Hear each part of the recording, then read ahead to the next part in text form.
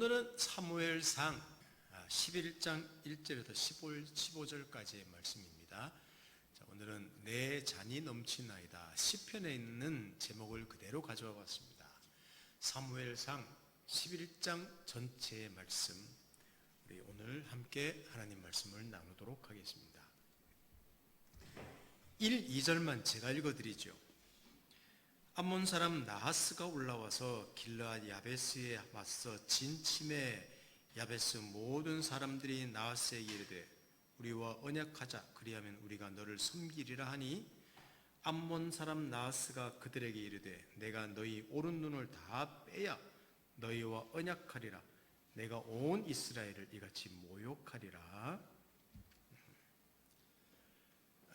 사울이 왕으로 기름 부음을 받은 이후의 이야기입니다.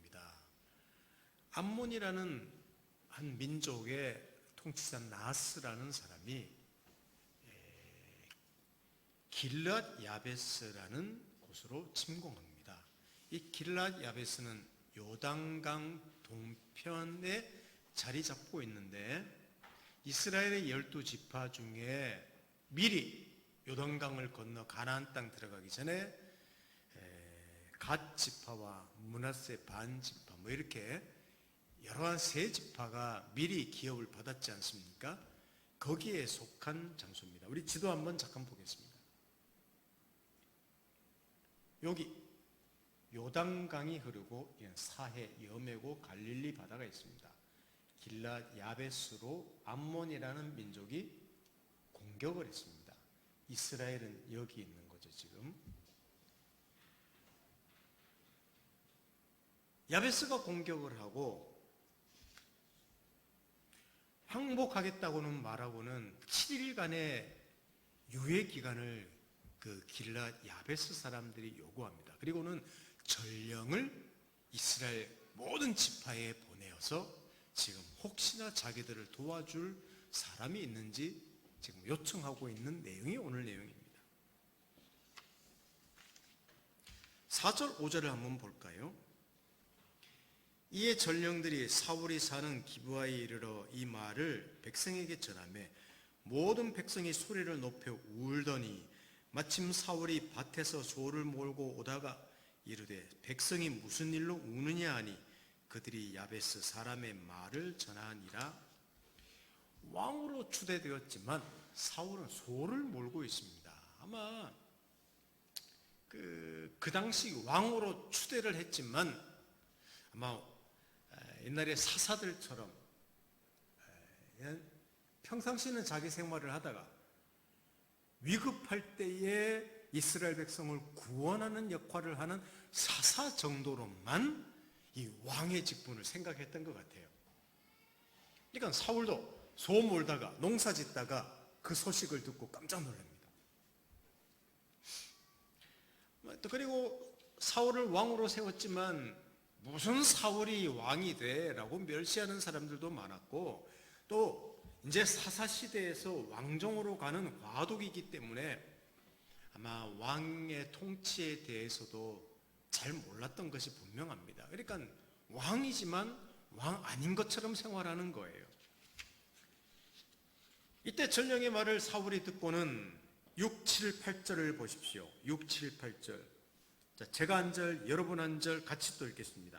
사울이 이 말을 들을 때에 하나님이 영에게 크게 감동되매 그의 노가 크게 일어나 한 겨리의 소를 잡아 각을 뜨고 전령들의 손으로 그것을 이스라엘 모든 지역에 두루 보내어 이르되 누구든지 나와서 사울과 사무엘을 따르지 아니하면 그의 소들도 이와 같이 하리라 하였더니 여호와의 두려움이 백성에게 임하매 그들이 한 사람같이 나온지라. 함께 읽습니다. 사울이 베색에서 그들의 수를 세어보니 이스라엘 자손이 30만 명이요 유다 사람이 3만 명이더라. 여기 내용을 보시면 하나님의 영이, 성령이 사울에게 강력하게 임합니다. 사울은 분노를 합니다. 아니 어떻게 그렇게 쳐들어와서 눈을 뺀다, 오른 눈을 뺀다고 할 정도로 공격을 해, 이 나쁜 놈들. 그리고는 자기가 몰고 있던 소를 딱 등분을 내어서 모든 지파들로 보냅니다. 만일 너희들이 합세해서 우리 민족을 위해서 싸우지 않는다면 아마 이런 의미죠. 너희들도 이 소처럼 다 내가 도망내버리리라, 이렇게 좀 협박적으로 요청을 한 것입니다. 근데 오늘 성경을 보시면 7절 끝부분에 이렇게 나오죠.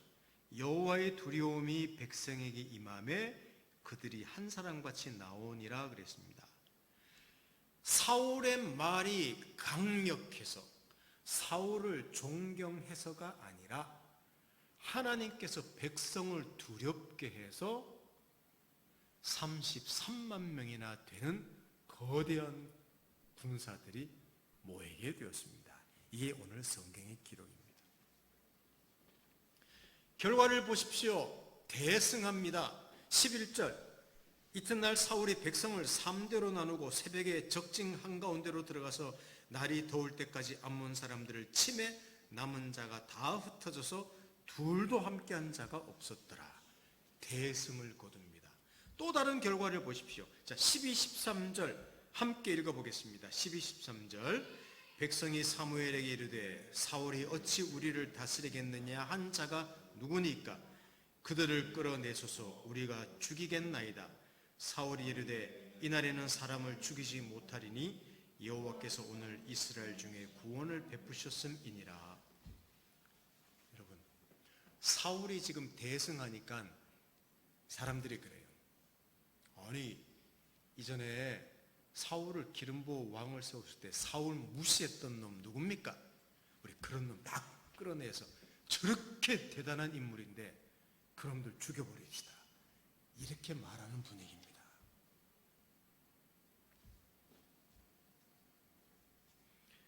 자, 보십시오. 지금 사울은 이 한 사건으로 이스라엘의 전폭적인 지지를 얻습니다. 명실상부한 초대 왕으로 인정받습니다. 하나님의 신의 감동을 받죠. 또 전령의 말을 듣고 분노하면서 군사들을 모집하는 그런 통솔력을 발휘했죠. 뛰어난 전술로 암몬을 단칼에 그냥 무찔렀죠. 그 엄청난 카리스마를 드러냈죠. 심지어는 자기를 비난했던 자들까지 용서해 줌으로 왕으로서의 후덕함까지 보여주는, 이야, 이거 그냥 한 방의 사건이 그 사울을 한 이스라엘의 초대 왕으로 등극하게 인정받게 만들었습니다. 그리고 초대 왕으로 등극하는데 14, 15절을 한번 보십시오. 사무엘이 백성에게 이르되 오라, 우리가 길갈로 가서 나라를 새롭게 하자. 자, 어디로 가자 그랬습니까? 길갈이라는 곳으로 가자 그랬습니다. 모든 백성이 길갈로 가서 거기서 여호와 앞에서 사울을 왕으로 삼고 길갈에서 여호와 앞에 화목제를 드리고 사울과 이스라엘 모든 사람이 거기서 크게 기뻐하니라. 이 길갈이란 장소로 사무엘이 사울과 백성들을 모으고 왕으로 등극시키는 즉위식을 엽니다.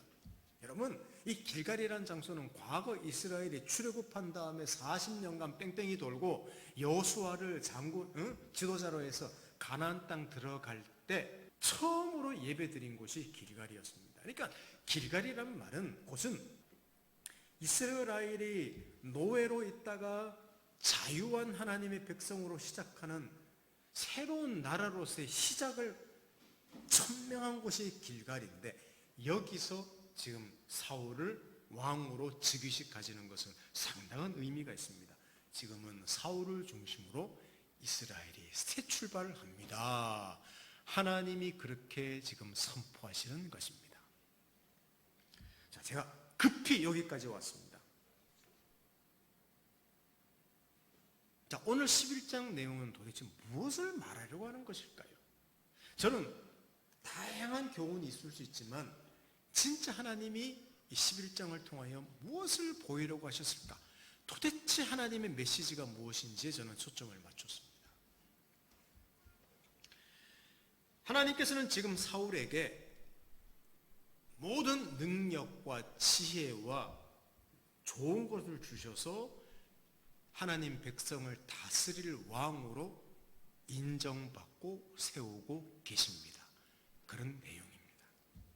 여러 번 말했지만 이스라엘 백성이 하나님을 버리고 인간 왕을 요구했다고 해서 하나님이 그래 알아서 택해 쉽게 가볍게 여기지 않았습니다. 마지못해 세우고는 내버려 두신 것이 아니라 모든 좋은 것을 주시고 모든 일에 함께 하셔서 사울을 택하시고 사울과 함께 하시고 사울에게 능력을 주시고 지혜를 주시고 권능을 주시고 그를 위대한 왕으로 높이신 분이 누구냐? 하나님이시라는 말입니다. 그게 오늘 11장에 선명하게 나와 있습니다. 그러니까 사울을 통해서 하나님이 자기 백성을 잘 이끌려고 하신 거예요. 여지가 없습니다. 이게 너무 선명하게 나타나 있습니다. 근데 나중에 말씀드릴 거지만 수주 뒤에 말씀드릴 거지만 사울은 내 시작은 미약하나가 아니라 내 시작은 장대하나 내 끝은 미약하리라 그런 인생을 살고 옵니다. 굉장히 복받고 시작하는 인생이에요.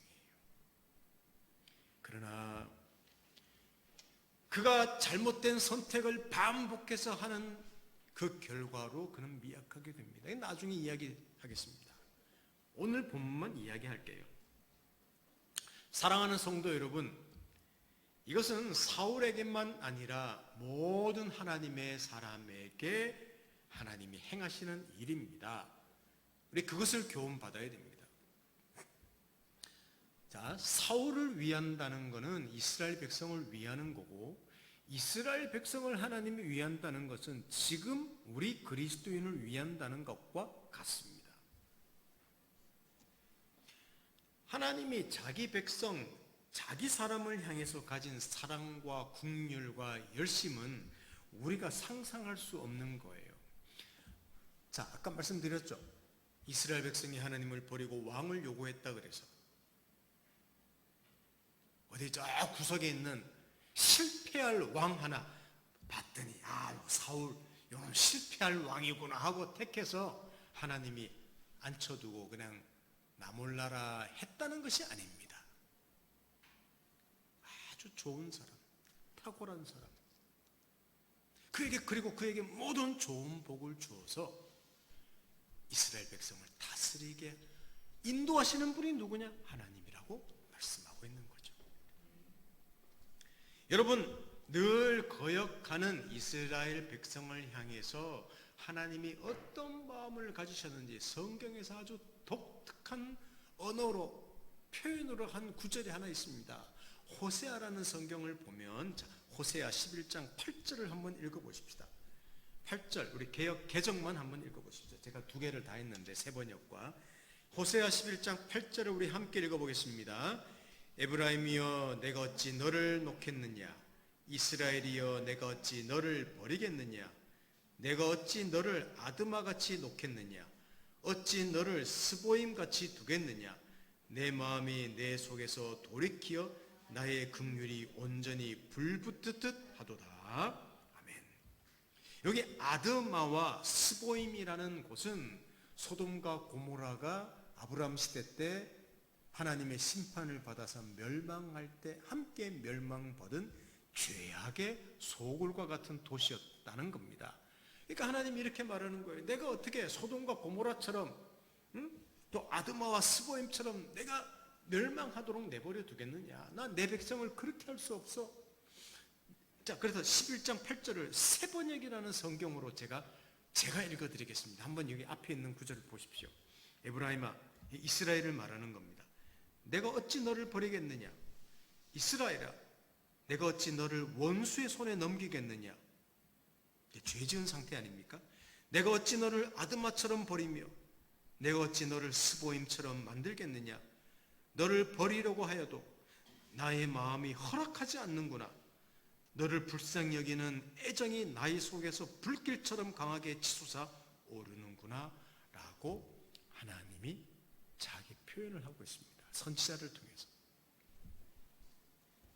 이 하나님이 자기 사람들을 향한 열정과 고집은 우리 다 알다시피 자기 아들을 보내기까지 하신 것입니다.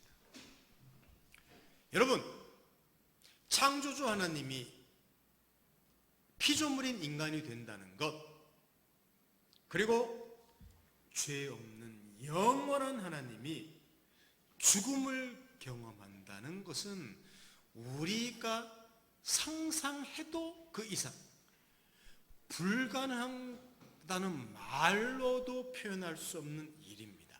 그게 하나님이 인간이 창조주가 피조물이 되는 사건이에요. 그러니까 얼마나 하나님이 자기가 창조하신 인간이 죄인이 된 인간을 구원하려고 하시는지, 은혜로 구원하려고 하는지, 원인이 그들 없이 구원하려고 하는지를 자기 아들을 보내어서 하려는 것이 말도 안 되는 사건이기 때문에 구약에 첫사람이 타락한 이후로부터 그냥 여러 가지 예표로, 상징으로, 수많은 사건들로, 말씀으로 또 반복해서 보이지 않습니까? 그러니까 어느 날 갑자기 또 한 사람이 오더니 내가 하나님의 아들이다, 나는 너희를 구원하러 왔다, 이렇게 하신 게 아니라는 말입니다. 이것은 뭘 말하는가 하면 하나님이 사람을 위해서 이루신 구원은 대충, 진짜 모든 개그맨이 말했지만 대충 하신 게 아니라 모든 에너지, 모든 능력, 모든 열정으로 하셨다. 이게 성경의 이야기입니다. 살리려고 하시고 풍성하게 하려고 하시고 모든 것을 주려고 하시는 겁니다. 이게 오늘 사울이라는 사람을 이스라엘 백성에게 주어서 하나님이 자기 백성을 위하려고 하는 것과 똑같은 원리라는 말입니다. 모든 이것을, 그 모든 일을 어떻게 하시는가 하면 자기 이름을 걸고 하는 거예요. 자기 아들을 보냈는데 또 심지어는 자기 이름을 걸고 하는 거예요. 자, 우리 얼마 전에 묵상했던 내용인데 히브리서 6장 13에서 15절도 한번 보십시다. 히브리서 6장 13에서 15절 한번 봅니다. 자, 우리 13, 14, 15절을 큰 소리로 같이 읽어보겠습니다. 자, 같이 읽겠습니다.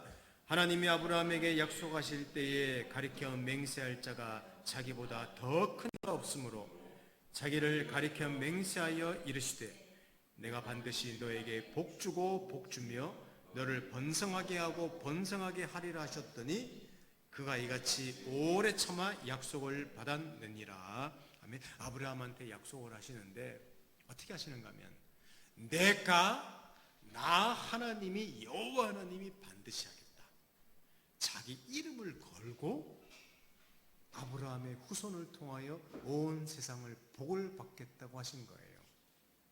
그러니까 여러분, 하나님의 아들의 이름, 하나님의 이름보다 더 큰 이름이 어디 있겠습니까? 그 이름을 걸고 그 이름으로 맹세까지 하고 자기를 이름을 걸면서 숙박시키면서까지 자기 백성에게 복을 주려고 하셨다는 것이 성경의 이야기예요. 심지어 그 아들을 십자가에 못 박아 죽였지만 다시 살려서 그 죽인 사람들까지 품어서 구원하신 하나님, 이게 성경의 메시지입니다. 사랑하는 성도 여러분, 우리는 우리의 삶에서 중요한 사실은 하나님의 어떠하심과 그의 약속을 신뢰하는 삶을 살아야 합니다. 이것이 굉장히 우리 인생을 견고하게 합니다. 하나님의 어떠하심과 하나님의 약속을 신뢰하는 삶입니다. 이런 제가 설교를 하면 이런 생각을 할 수 있습니다. 그럼 목사님, 가룟 유다는 어떻게 됩니까? 예수를 못 박아 죽이는 배신하는 한 인물로 택하지 않았습니까? 왜 그 인생 망하게 하셨습니까? 이렇게 볼 수 있어요. 아닙니다. 배반한 자로 선택했다 그래서 그를 은혜를 베풀지 않은 것이 아니라 하나님은 그를 은혜로 부르시고 재정도 맡기시고 예수님은, 그리고 그가 가진 많은 뛰어남으로 주님을 섬기겠습니다. 여러분, 예수님 제자들 중에 가장 탁월하고 가장 뛰어났던 사람이 알고 보면 가룟 유다였습니다. 열정도 컸고 배반했을 때조차도 예수님은 끝까지 사랑하셔서 가룟 유다에게 은혜를 베풀었습니다. 이게 성경의 기록이에요. 모든 것을 주셨습니다. 근데 가룟 유다가 그 모든 은혜를 거절한 것이죠. 그럼 가룟 유다가 거절한 것이지 하나님은 그걸 다 알고 에이 저는 거절할 놈이니까 내가 그냥 대충 하자 그렇게 하시지 않았다는 겁니다. 모든 좋은 에너지를 다 주어서 그가 선택할 수 있도록 그에게 은혜를 주셨다고 성경은 이야기하고 있습니다.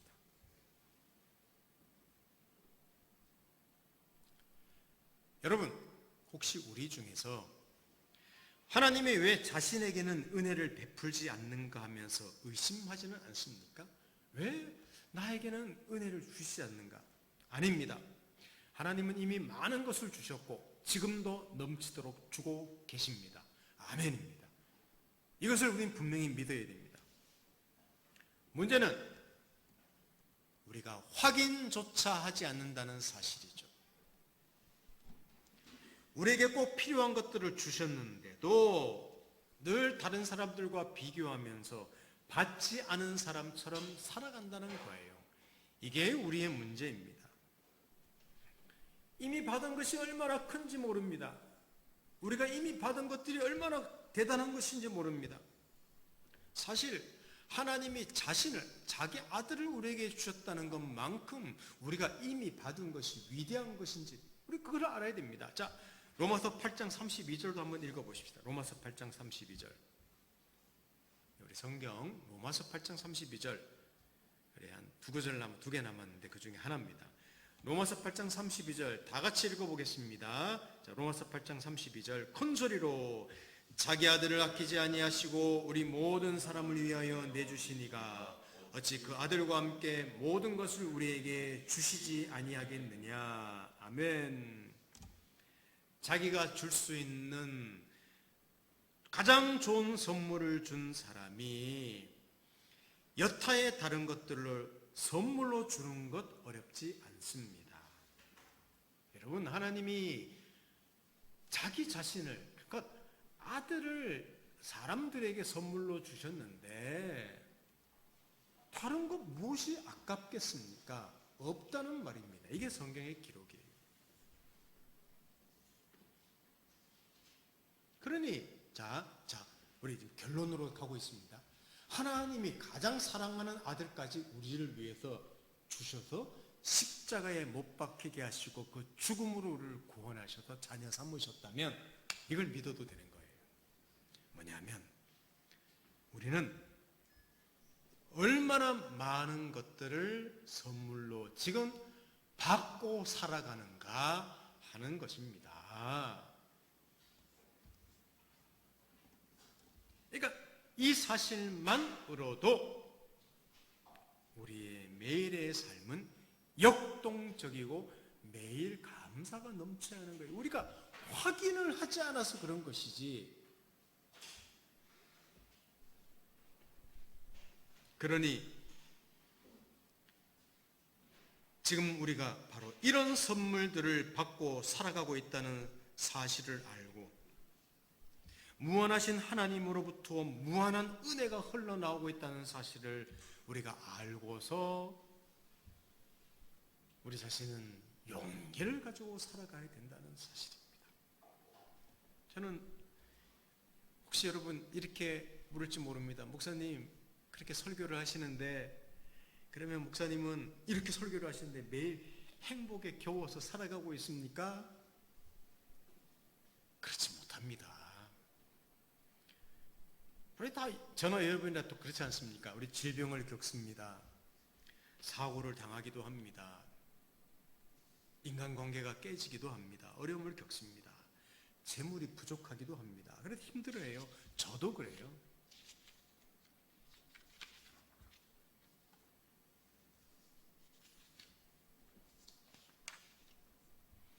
제한된 자원 안에서 살아가는 인간의 실존인 거죠. 그래서 이런 상황에서 우리 모두 저나 여러분들이 다 똑같은 상황이기 때문에 뭐 50보 100보 아닙니까? 우리가 해야 될 유일한 게 하나 있습니다. 뭐냐 하면 서로를 위해서 기도해주고 서로를 격려하는 일밖에 할 밖에 없어요. 공동체 내에서는. 저도 뭐 TV 보기도 하면서 뉴스 보면서 막 분노하고 욕도 많이 하는데, 알고 보면 결국 이런 실종 가운데 살고 있는 사람에게 필요한 유일한 한 가지는 격려인지도 모릅니다. 격려인지도 몰라요. 중요한 사실은 내가 하나님의 은혜를 받지 않는 사람처럼 늘 힘들어하고 할지라도, 분명히 말씀드리죠. 중요한 것은 우리는 이미 가장 좋은 선물을 받았고, 누구라 그랬죠? 하나님의 아들. 지금도 누리고 있는 것들은 많은데 그것을 우리가 확인하지 못할 뿐이며, 그 은혜의 선물을 넘치도록 사실은 매일 받고 있다는 것입니다. 이게 하나님의 약속이에요. 여기 제가 어떤 책 표지를 하나 스캔해서 가져와 봤습니다. 누군지 아십니까? 이분 닉 부이치치, 호주의 목사님이죠. 그리고 지금은 동기부여 연설자로 살아가고 있는, 태어날 때부터 다리와 양팔, 양다리 양팔이 없는 분이에요. 사실 우리와는 비교가 되지 않는 한계를 가진 분입니다. 그런데 이 책 읽어보신 분들도 계시지만 그의 말을 한번 들어보십시다. 그의 고백입니다. 그대로 제가 발췌해봤습니다. 그 책에서 발췌한 내용입니다. 종종 나는 어떻게 그렇게 행복하세요? 라는 질문을 받는다. 그때마다 나는 가능한 한 솔직하게 대답한다. 불행했던 내가 비록 한 인간으로서는 모자라는 구석이 많지만 닉 부이치치라는 인격체로서는 완전하다는 사실을 깨닫는 순간 행복으로 통하는 문이 활짝 열렸다. 나도 하나님의 피조물이다. 그리고 그분은 특별한 계획을 가지고 나를 창조하셨다.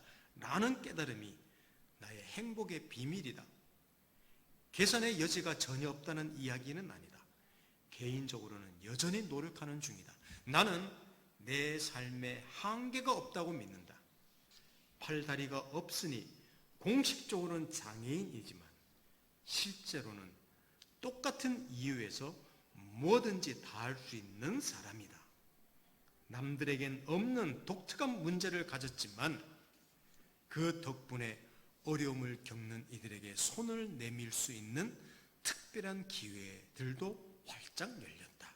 그렇다면 상상해보라. 건강한 여러분은 얼마나 많은 일을 할 수 있겠는가. 이 닉 부이치치가 했던 고백입니다. 실제로 이분은 양팔 양다리가 없는데 바다에서 수상스키도 타죠. 카메라도 찍죠. 두 아들이 있습니다.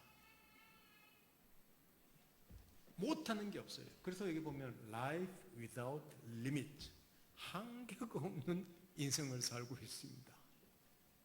저는 이분과 비교하자는 말은 아닙니다. 이분은 이분이고 우리는 우리입니다. 누구나 자기가 겪고 있는 문제가 가장 커 보이는 것은 사실입니다. 그러나 이렇게 고백하는 이는 도대체 누구입니까? 무엇입니까? 그러니 왜 이 사람은 이런 고백을 하는데 우리는 이미 하나님 아들이라는 엄청난 선물을 받았고 지금도 하나님의 약속은 우리에게 매일매일 좋은 곳으로 공급하시는데 나는 늘 없는 사람처럼 사냐는 거예요. 항상 리미트, 한계를 가진 사람처럼 늘 힘들고 불평하며 원망하면서 분노하면서 사냐는 거예요. 이분이 뛰어나서 그렇습니까? 우리가 그 한계를 늘 부딪혀서 한계를 뛰어넘지 못하는 우리의 하나님의 은혜를 확인하지 못하는 우리 수준 때문입니다. 그러니 매일 잠깐이라도 조용한 시간을 내어서 세상의 모든 정보들을 단절하시고 하나님께서 도대체 무엇을 주셨는지, 나는 누구인지, 어떻게 살아가고 있는지 생각해 보면서 이미 주신 은혜와 복 안에서 감사하며 나를 이렇게 사랑하셨지. 나에게 주신 복은 이것이지. 지금까지 이렇게 하나님의 은혜를 베푸셨지. 여러분, 확인하는 그런 삶을 매일 조금씩만이라도 살아갈 수 있다면 얼마나 행복한 인생을 살 수 있겠습니까? 그래서 우리 교회도 쉼을 담는 교회라고 이름을 바꾼 거예요. 그렇지 않으면 쉼을 누릴 수가 없기 때문입니다. 그래서 성경을 묵상하는 시간, 기도하는 시간이 소중합니다. 사랑하는 성도 여러분, 매일 하나님께서 우리에게 주시는 그 은혜를 확인하면서 감사하며 행복하게 살아보십시다. 그리고 서로를 격려해 보십시다. 이게 우리 그리스도인들이 누리는 복입니다. 저는 시편 23편 다 설명하지는 않겠지만 한번 읽음으로 오늘 설교를 마치려고 합니다. 그리고 마지막에 있는 그 구절이 오늘 설교 제목으로 얻은 거예요.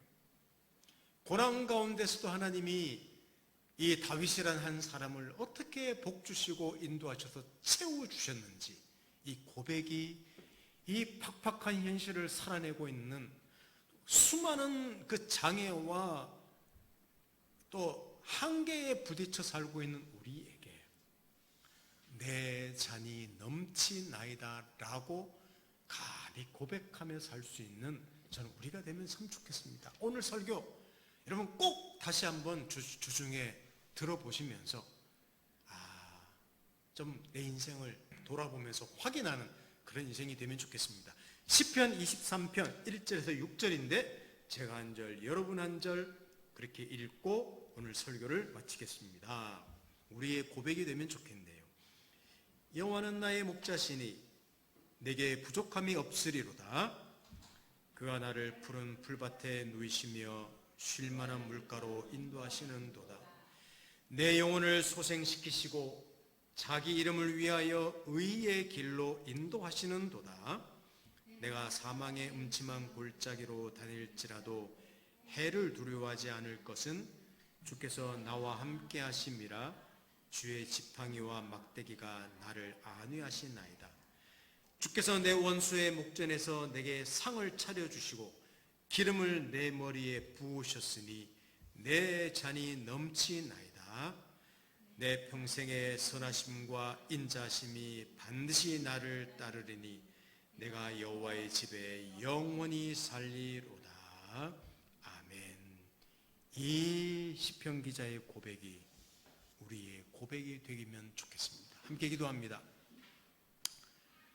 살아계신 하나님 아버지, 사울을 왕으로 등극시키며 그에게 모든 좋은 것을 주시고 자기 백성 이스라엘을 구원하시고 이끄시기를 원하는 하나님, 그 메시지를 주시면서 현실을 살아내고 있는 우리 그리스도인에게 교훈을 주십니다.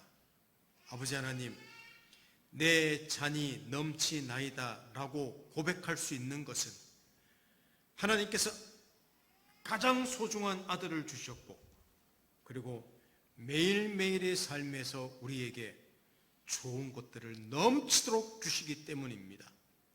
우리 이 고백을 하며 누리며 확인하며 서로를 격려하며 살아내는 저 인생 되도록 축복해 주십시오. 예수님의 이름으로 기도드립니다. 아멘.